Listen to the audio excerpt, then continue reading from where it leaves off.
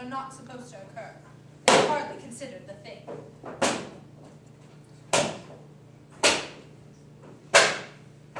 Uncle Jack seems extremely agitated. The guardian has a very emotional nature.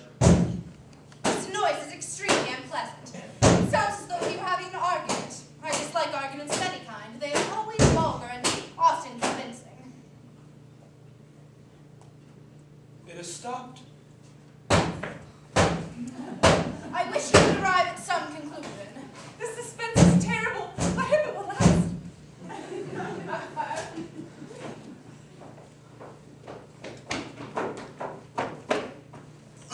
Is this the handbag you deposited, Miss Prism?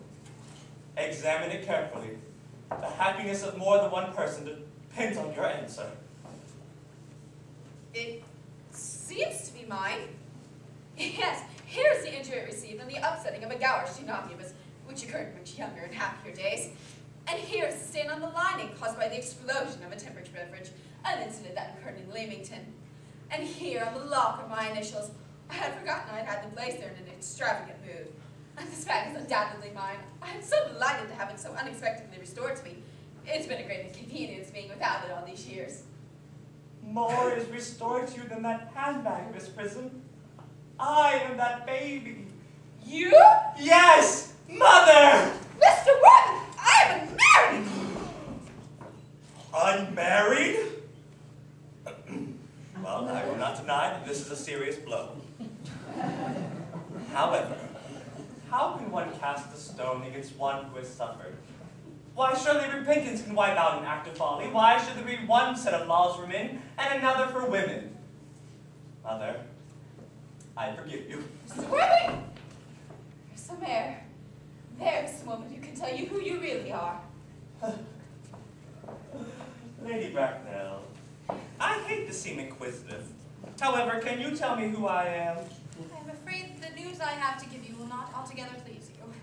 You are the son of my poor sister, Mrs. Moncrief, and consequently, Algernon's elder brother. Algy's elder brother? I always said I had a brother. I knew I had a brother. Cecily, how could you have denied I ever had a brother? Dr. Tossable, my unfortunate brother.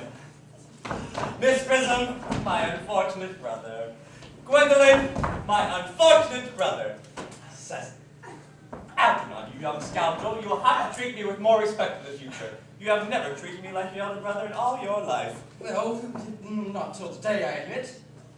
Tried my best, though I was out of practice. Oh my God. But what are you? What is your Christian name now that you've become someone else? Good heavens, I had quite forgotten that point. I suppose your mind has not changed about the subject. I never change, except in my affections. What a noble nature you have, Gwendolyn. Aunt Augusta, a moment. At the time when I had been deposited in a handbag, had I already been christened? Every luxury that money could buy, including christening, had been lavished on you by your fond and doting parents. Good. Then I have been christened. The case is settled. Now, what was my first name? Give me the worst. Well, being the eldest son, you were naturally christened after your father. Yes, but what was my father's name? I cannot at present moment recall what the general's Christian name was, but I have no doubt that he had one.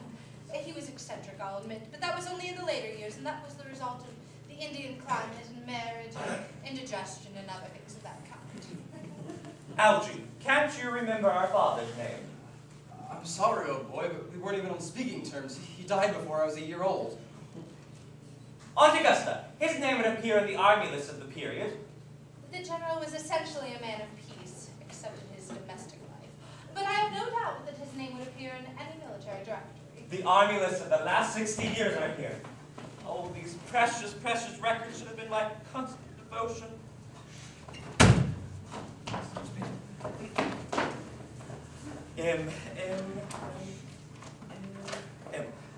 Malum, Maxby, Mockby. Oh, what terrible first names they have. Moncrief. Okay. 1849, General Colonel, Lieutenant Colonel, General 1869. First names, Earnest, John. Gwendolyn, I always told you my name is Earnest. Well, it is Earnest. I mean, it naturally is. Yes, now I remember that the general's Christian name was Earnest. I knew I had some particular reason for disliking the name. It is a terrible thing for a man to find out he's been telling the truth his whole life. Will you ever forgive me? I can, and I will, for I feel you are sure to change.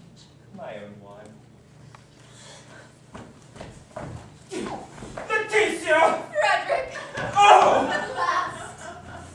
Cecily, at last! Gwendolyn, at last.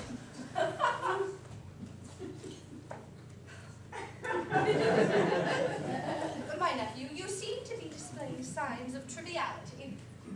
On the contrary, Aunt Augusta, I have now realized for the very first time the vital importance of being